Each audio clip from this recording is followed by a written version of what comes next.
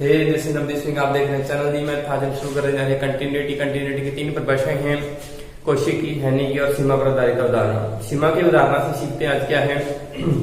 एक फलन f अपने प्रांत के किसी बिंदु a पर क्या कहलाता है, सत्य कहलाता है यदि उस बिंदु पर उस फलन की क्या हो, सीमा विद्यमान हो। और सीमा कब विद्यमान होती है, जब उसकी दाईं सीमा तथा बाईं सीमा विद्यमान हो तथा वे दोनों क्या हो, वैल्यू फंक्शन के क्या हो, बराबर हो, तो वह हमारे पास क्या होता है, फलन सत्य होता है। आप देख सकते हैं एफ ए माइनस जीरो यानी कि इसकी बाईं सीमा, एफ ए प्लस जीरो यानी इसकी दाईं सीमा, एफ ए यानी वैल्यू फंक्शन क्या हो, बराबर हो, तो फलन क्या कहलाता है, सत्य कहलाता है। सिंपल सी डेफिनेशन है। अगर इसको ग्राफीय आलेखीय विधि से देखें तो हम क्या पता लगता है, कोई फलन का आलेख यदि बिना पेंसिल उठाए या बिना पेन उठाए बनाया जा सकता है, यानी वह फलन क्या है, सतत है, यानी उसमें उसके ग्राफ में कोई भी क्रमगीता नहीं है, टूटा हुआ नहीं है, वह सतत है। अगर ऐसा स्थिति हो कि ग्राफ कहीं पर टूटा हुआ प्रतीत होता है तो वह फलन क्या कहलाता है, असतत कहलाता है। लेकिन वर्तमान में यह फलन क्या कहलाता है, सतत है। जैसे f x equal to sine x का ग्राफ किस प्रकार आता है, टूटा हुआ है, नहीं, एक्स बिलोंग्स टू आर के लिए फलन क्या है, सतत है, लगातार बना रहता है। अचर फलन एफ एक्स इक्वल टू के कहीं पर भी टूटा हुआ नहीं है, यानी फलन क्या है, सतत है। F x equal to cos x, ये फलन क्या है, सतत है। F x equal to tan x क्या सतत है, अपने प्रांत में सतत है, लेकिन अपने प्रांत से जैसे ही बात आएगा फलन परिभाषित ही नहीं है, यानी फलन की सीमा विद्यमान नहीं आता तो उस पर फलन सतत नहीं होगा। यानी f x equal to tan x अपने प्रांत की प्रत्येक बिंदु पर क्या है, सतत है।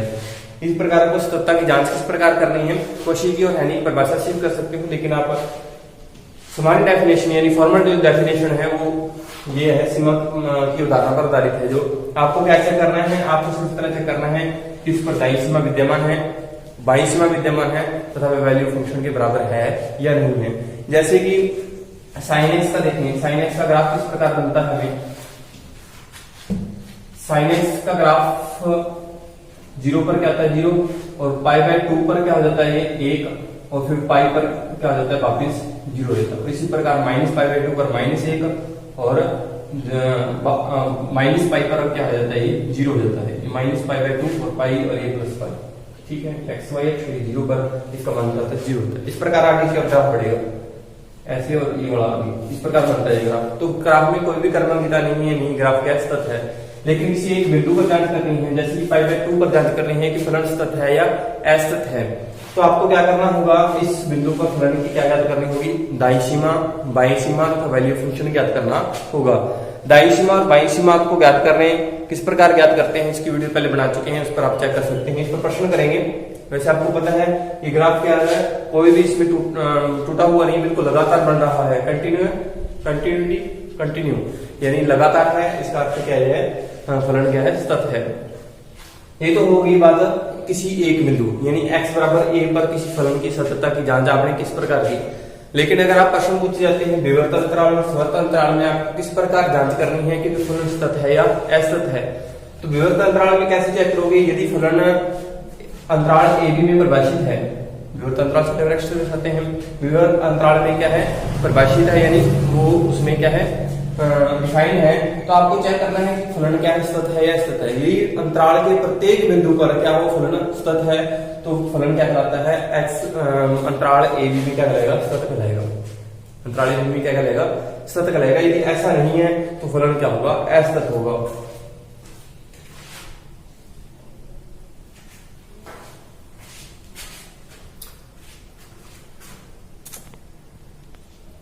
देखें विवर्त अंतराल में सतत किस प्रकार चेक करोगे आप, फलन एफ अंतराल ए बी में सतत कहलाएगा यदि उसके प्रत्येक बिंदु पर क्या है, वो सतत है, यानी प्रत्येक बिंदु पर उसकी सीमा विद्यमान है तो फलन क्या होगा, सतत होगा, अन्यथा फलन सतत नहीं होगा।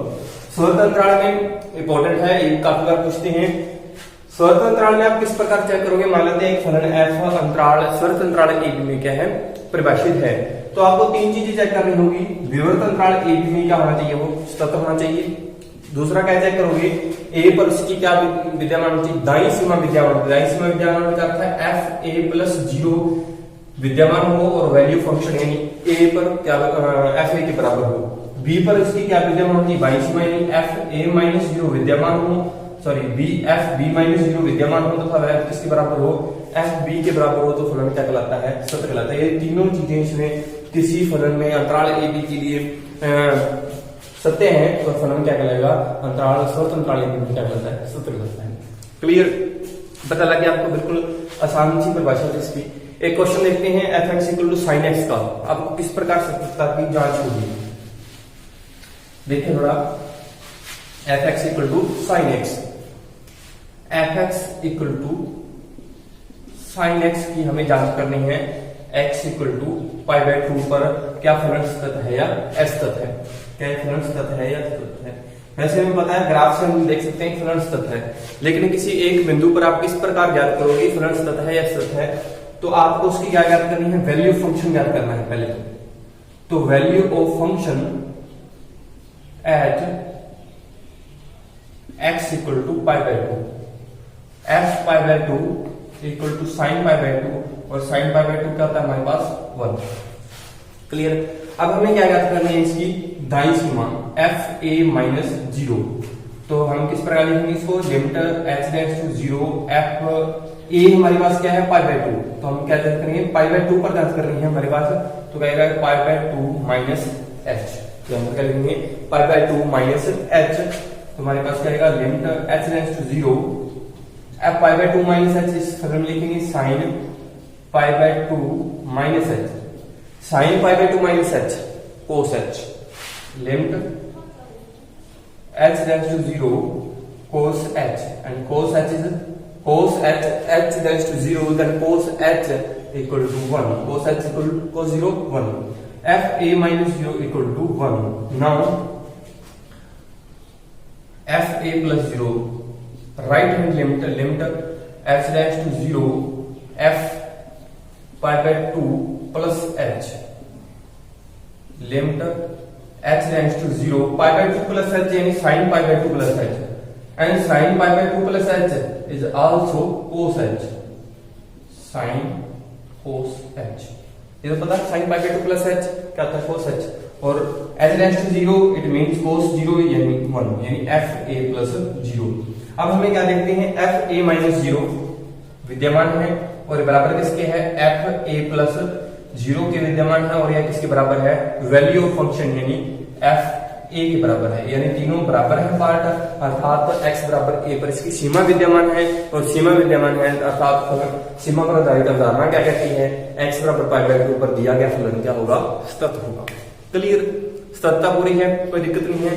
कुछ एग्जांपल्स हैं आपको करने हैं, आपको बताना है F x equal to cos x की जांच करनी है x इक्वल टू 0 पर, आपको जान करके बतानी है क्या फलन सतत है या असतत है। एक्स साइन एक्स, कुछ एग्जांपल्स करने हैं आपको, f x equal to x sine x,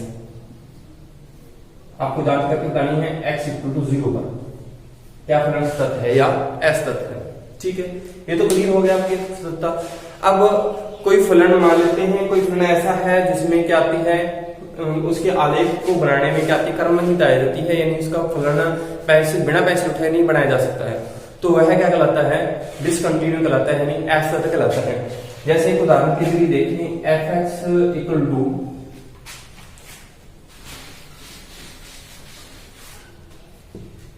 हमें किस प्रकार का पूछ लिया, f x equal to -1 if x less than 1, 0 if x equal to 1 and sorry x equal to 1, x less than 1 and x equal to 0 and 1 if x greater than 0, if 1 x greater than 0। now graphic, इसका आलेख क्या होगा, किस प्रकार बनाएंगे, x less than 1 के लिए क्या है -1, ये मान के -1 है, और ये हमारे पास क्या मानते हैं 1 है, तो -1 के लिए ये वाला ग्राफ बनेगा इस प्रकार। ठीक है, लेकिन x इक्वल टू 0 पर -1 नहीं होगा, यहाँ पर रिक्त है तो यहाँ पर आएगा इस प्रकार। ठीक है, फिर x इक्वल टू 1 इस प्रकार ग्राफ बनेगा। तो इस फलन के आप आलेख बनाओगे तो इसको बिना पेन उठाए बढ़ा सकते हो नहीं, क्योंकि यहाँ पर आने के बाद क्या हो जाएगा, -1 नहीं है, यहाँ पर x इक्वल टू 0 पर क्या हमारे पास 0 है फलन का मान, x इक्वल टू 0 पर फलन का मान क्या है 0 है, यानी फलन के आलेख में क्या होगी, क्रमहीनता होगी। इसका अर्थ क्या है, दिया गया फलन क्या है, डिसकंटिन्यू है, असतत है। डिसकंटिन्यूटी परिभाषा क्या है? डिसकंटिन्यूटी की असततता की परिभाषा क्या है? एक फलन f अपने प्रांत के किसी बिंदु x बराबर a पर असतत कहलाता है यदि वह क्या होता है उस बिंदु पर असतत नहीं है, यानी वो सतत नहीं है तो वह क्या कहलाएगा? असतत कहलाएगा। असततता के 5 प्रकार हैं, वो पढ़ते हैं। देखें तो डिसकंटिन्यूटी क्या है, असततता क्या है? यदि कोई फलन है f है, इसके प्रांत के किसी बिंदु पर क्या हो, सतत न हो, तो वह उस बिंदु पर क्या कहलाता है? असतत कहलाता है। सिंपल। जिस प्रकार मान लेते हैं अगर कह दिया गया असततता की जांच करो अंतराल ab में, विवर्त अंतराल ab में असततता की जांच करो, तो अगर असततता है तो एक ही बिंदु पर असतत है तो पूरे के पूरे ग्रुप में यानी पूरे के पूरे समुच्चय में क्या होगा? वो असतत होगा। पूरे के पूरे अंतराल में क्या होगा? वो असतत होगा। ठीक है। असततता होती है 5 प्रकार की। तो असततता की परिभाषा क्या है? डिसकंटिन्यूटी क्या है? यदि कोई फलन है x बराबर a पर सतत नहीं है तो वह क्या कहलाता है? असतत कहलाता है। असततता होती है 5 प्रकार की। Removal discontinuity, discontinuity of first kind, discontinuity of second kind, mixed discontinuity and last infinite discontinuity. Removal discontinuity क्या है? अपने हिंदी में कहते हैं इसको अपने असमर्थता, अपने असमर्थता। इसमें क्या होता है? फलन की बाईं सीमा, फलन की दाईं सीमा विद्यमान होगी, फलन की दाईं सीमा यानी बाईं सीमा fa-0 तथा fa+0 विद्यमान होंगी तथा दोनों बराबर होंगी, परंतु वह क्या होंगी? वैल्यू ऑफ फंक्शन के बराबर नहीं होगी, यानी fa के बराबर नहीं होगी। यदि आपको ऐसा किसी प्रश्न में प्राप्त होता है तो वह डिसकंटिन्यूटी किस प्रकार की होगी? रिमूवल प्रकार की, यानी अपनी असमर्थता होगी। पता लग गया? वेरी सिंपल है, बिल्कुल सिंपल तरीके से करवा रहे हैं, बिल्कुल एक लाइन में, कोई लिमिट कोई डेफिनेशन नहीं है। बिल्कुल आपको प्रश्न में क्या चेक करना होगा? यदि उसकी दाईं सीमा और बाईं सीमा विद्यमान है, दोनों बराबर है, परंतु किसके बराबर नहीं है? वैल्यू फंक्शन के बराबर नहीं है, तो फलन क्या है? असतत है। और यह इस प्रकार की असततता किस प्रकार कहलाती है? रिमूवल डिसकंटिन्यूटी कहलाती है। डिसकंटिन्यूटी फर्स्ट काइंड, प्रथम प्रकार की असमर्थता क्या है? यदि fa-0 विद्यमान है तथा fa+0 भी विद्यमान है, परंतु दोनों बराबर नहीं है। क्या? fa- यानी इसकी दाईं सीमा और बाईं सीमा विद्यमान है, परंतु दोनों बराबर नहीं है। इसका अर्थ वह है किस प्रकार की असमर्थता है? फर्स्ट काइंड की, प्रथम प्रकार की असमर्थता है। क्लियर? सेकंड, थर्ड क्या है? डिसकंटिन्यूटी ऑफ सेकंड काइंड, द्वितीय प्रकार की असमर्थता क्या है? इस प्रकार की असमर्थता में क्या होगी? fa-0 या दोनों, या fa+0 या दोनों विद्यमान नहीं है, विद्यमान नहीं है। क्या? fa-0 तथा fa+0 या दोनों विद्यमान नहीं है, तो इस प्रकार की जो असमर्थता कहलाएगी वो किस प्रकार की होगी? द्वितीय प्रकार की असमर्थता होगी। पता लग गया? यानी fa-0 विद्यमान न हो सकता है fa+0 विद्यमान नहीं। मिक्स्ड डिसकंटिन्यूटी क्या है? ये थोड़ा ध्यान समझना है। एक तरफ तो क्या हो? fa-0 या fa+0 में प्रथम प्रकार की असमर्थता हो, में प्रथम प्रकार की असमर्थता हो, यानी इसके कहने का अर्थ, यानी fa-0 क्या हो? विद्यमान हो, यानी fa-0 तो क्या हो? विद्यमान हो, परंतु वैल्यू फंक्शन के बराबर ना हो, यानी fa-0 या fa+0 विद्यमान तो हो लेकिन वैल्यू फंक्शन के बराबर ना हो। सेकंड, दूसरी तरफ क्या होगा? तथा fa+0 तथा fa-0 में द्वितीय प्रकार की असमर्थता, में द्वितीय प्रकार की असमर्थता हो। इसका अर्थ क्या हो गया? दूसरा जो प्रकार है हमारे पास fa-0 में प्रथम प्रकार की असमर्थता हो, तो fa+0 में क्या हो? द्वितीय प्रकार की असमर्थता हो। या ऐसा हो सकता है fa+0 में क्या हो? प्रथम प्रकार की असमर्थता हो, तो दूसरा जो fa-0 है हमारे पास उसमें क्या हो? द्वितीय प्रकार की असमर्थता हो, यानी उसकी सीमा ही विद्यमान ना हो, तो वह हमारे पास क्या कहलाती है? मिश्र डिसकंटिन्यूटी, मिश्र असमर्थता कहलाती है, मिक्स्ड डिसकंटिन्यूटी कहलाती है। लास्ट पार्ट जो है इनफाइनाइट डिसकंटिन्यूटी। इनफाइनाइट डिसकंटिन्यूटी क्या है? यदि f-0 विद्यमान है तथा f+0 विद्यमान है, परंतु इनफाइनाइट डिसकंटिन्यूटी। इनफाइनाइट डिसकंटिन्यूटी किस प्रकार की होती है? अनंत असंतता है यदि एफ ए प्लस जीरो क्या हो, अनंत या माइनस अनंत, तथा एफ ए प्लस जीरो क्या हो, प्लस अनंत या माइनस अनंत प्राप्त होता है। तो इस प्रकार की जो डिसकंटिन्यूटी कहलाती है वो किस प्रकार की होती है? इनफाइनाइट डिसकंटिन्यूटी कहलाती है। क्लियर, पता लग गया? 5 प्रकार की असंतता है। क्वेश्चन में अगर आपको आता है कि एफ ए माइनस जीरो विद्यमान है तथा एफ ए प्लस जीरो विद्यमान है तथा दोनों के दोनों क्या है, बराबर है, परंतु वैल्यू फंक्शन के बराबर नहीं। Second, discontinuity of second kind, F a minus zero विद्यमान है तथा एफ ए प्लस जीरो विद्यमान है परंतु दोनों बराबर नहीं है। Third, discontinuity of second kind, F a minus zero तथा एफ ए प्लस जीरो या तो दोनों या दोनों में से कोई एक विद्यमान नहीं है, तो वह कहलाती है डिसकंटिन्यूटी ऑफ सेकंड काइंड कहलाती है। मिक्स्ड डिसकंटिन्यूटी में क्या है?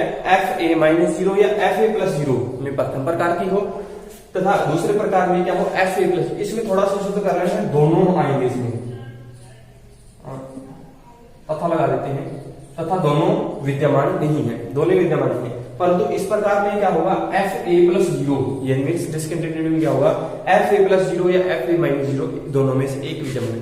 इसमें थोड़ा सा क्लियर कर रहे हैं, यानी एफ ए माइनस जीरो या एफ ए प्लस जीरो जो है दोनों में से कोई एक विद्यमान, दोनों में से कोई एक है, या तो F a minus zero F A plus zero. मान लीजिए एफ ए माइनस जीरो में प्रथम प्रकार की डिसकंटिन्यूटी है, यानी विद्यमान तो है लेकिन वो वैल्यू फंक्शन के बराबर नहीं है। और द्वितीय प्रकार की असंतता की क्या अर्थ है, एफ ए प्लस जीरो या एफ ए माइनस जीरो विद्यमान नहीं है। यदि एफ ए माइनस जीरो प्रथम प्रकार से असंत है, यानी विद्यमान है लेकिन वैल्यू फंक्शन के बराबर नहीं है, तो एफ ए प्लस जीरो जो है वो क्या होगा, विद्यमान नहीं होगा, तो हमारे पास मिक्स्ड डिसकंटिन्यूटी होगी। यदि ऐसा है एफ ए प्लस जीरो प्रथम प्रकार से असंत है, यानी उसकी वैल्यू फंक्शन के बराबर नहीं है, विद्यमान है, तो एफ ए माइनस जीरो क्या होगा, हमारे पास विद्यमान नहीं होगा। तो इस प्रकार की डिसकंटिन्यूटी कहलाएगी, मिक्स्ड डिसकंटिन्यूटी कहलाएगी। तो इस पर कुछ एग्जांपल्स हैं वो अपने देखते हैं।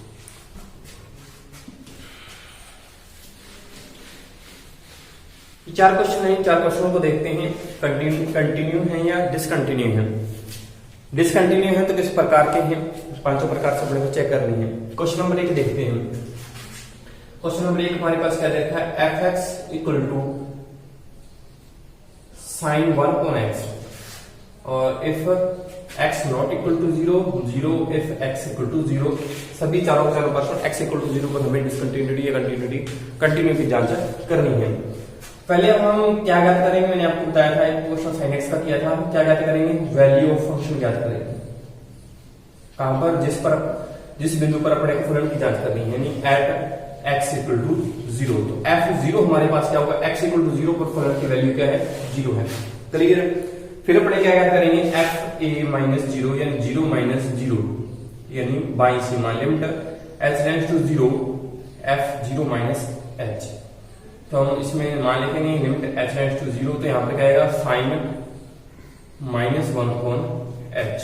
तो हम क्या लिखेंगे, माइनस बाहर आ जाएगा, limit h tends to zero sine 1 upon h, sine minus x minus sine x, ये तो आपको पता है, साइन माइनस एक्स क्या होता है, माइनस साइन एक्स होता है। तो साइन 1 अपॉन एच, यदि एच का मान जीरो की ओर अग्रसर होगा, यानी इस पूरे का मान क्या होगा, किसकी ओर अग्रसर होगा, इनफाइनाइट यानी अनंत की ओर अग्रसर होगा। हमें पता है कि साइन एक्स का जो मान है वो क्या होता है, एक्स बिलोंग्स टू आर के लिए, एक्स बिलोंग्स टू आर के लिए हमेशा करता है -1 और 1 के मध्य रहता है, यानी कोई परिमित राशि, कोई एक राशि हमें विद्यमान नहीं होती, यानी इसकी सीमा विद्यमान नहीं है। यानी एफ ए माइनस जीरो हमें क्या प्राप्त होना चाहिए, यहाँ पर कोई एक परिमित राशि प्राप्त होनी चाहिए, परंतु इसमें ऐसा नहीं है।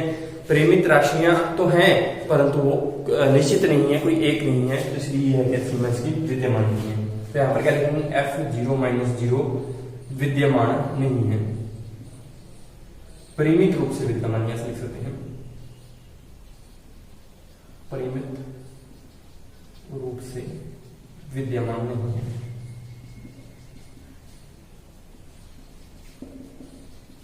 ये तो हमें लग गया पता डिसकंटिन्यू है।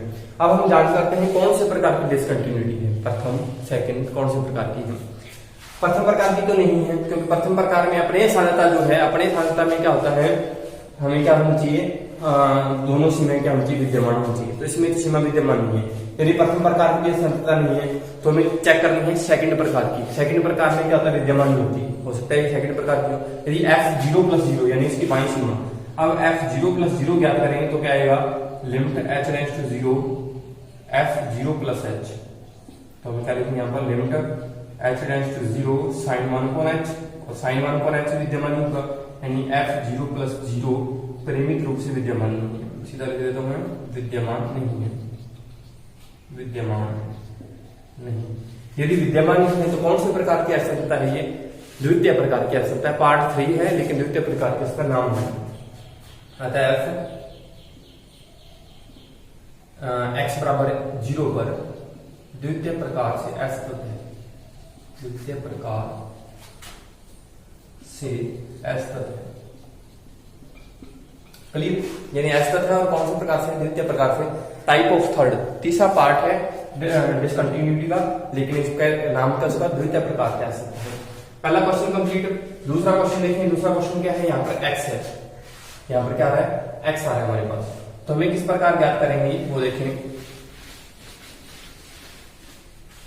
फलन की वैल्यू ज्ञात कर लिया f0 0। अब हमें क्या ज्ञात करना है, उसकी बाईं सीमा ज्ञात करनी है, f0-0 limit h tends to 0 f0-h। तो इसमें आएगा तो क्या लिखेंगे यहाँ पर, -h sin 1-1/h limit h tends to 0 पे बाहर आएगा माइनस साइन, तो h sin 1/h।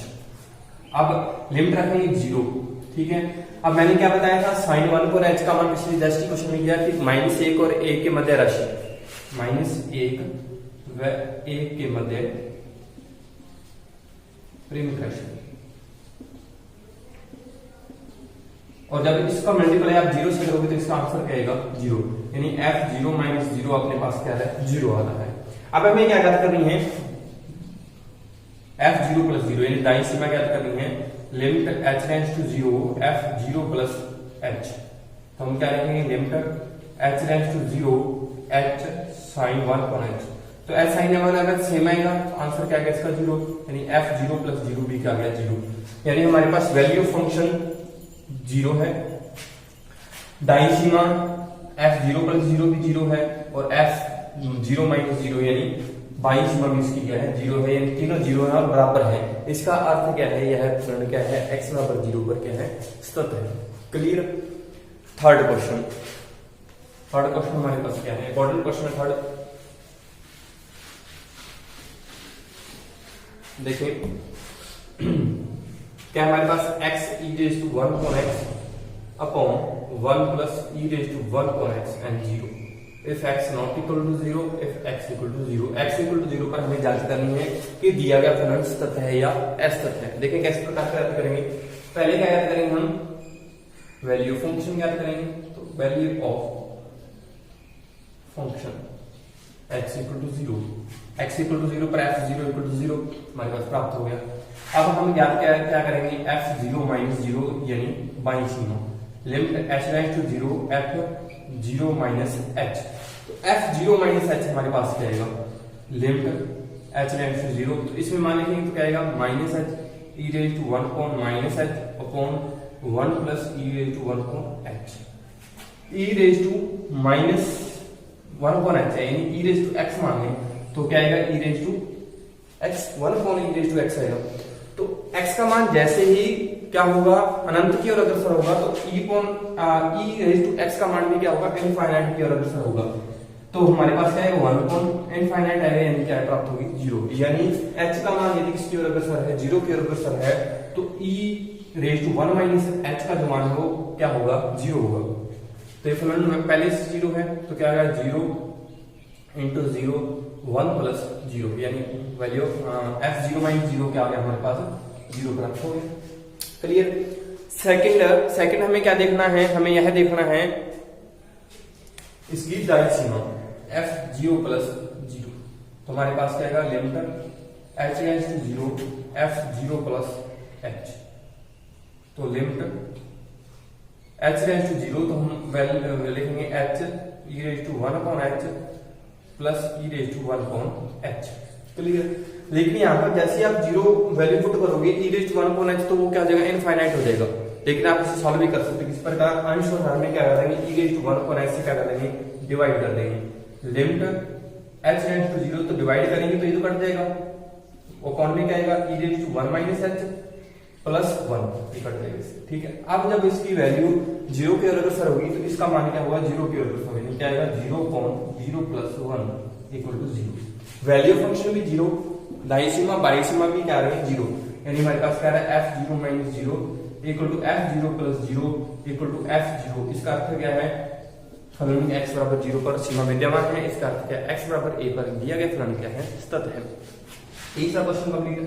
चौथा क्वेश्चन अलग प्रकार का है, क्या है, fx x⁴ cos 1/x x not equal to 0 x equal to 0 then 0 value function 0 सतत है।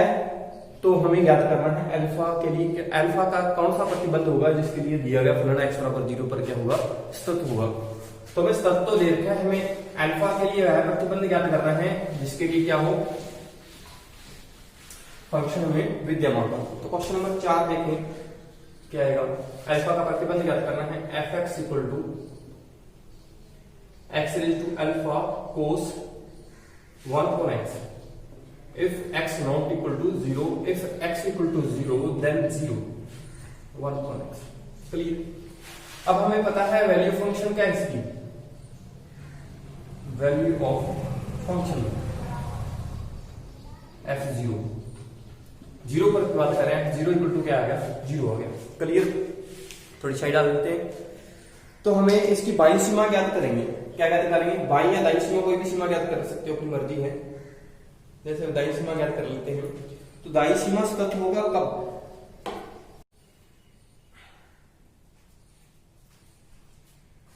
तो f0 + 0 ज्ञात करें तो क्या आएगा, limit h tends to 0 f0 + h।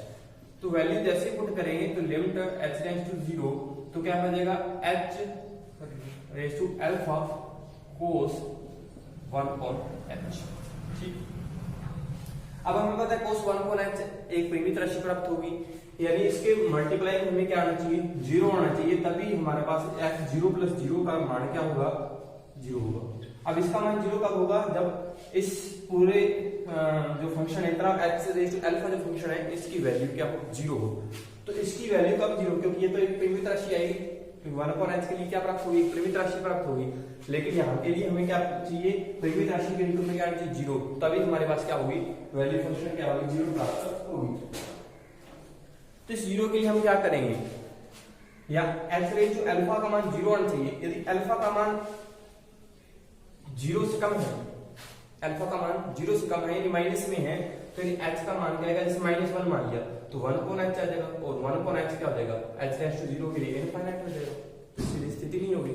परंतु यदि अल्फा का मान 0 है तब इसका मान क्या हो जाएगा, 1 हो जाएगा, तब भी क्या होगी, एक परिमित राशि विद्यमान होगी।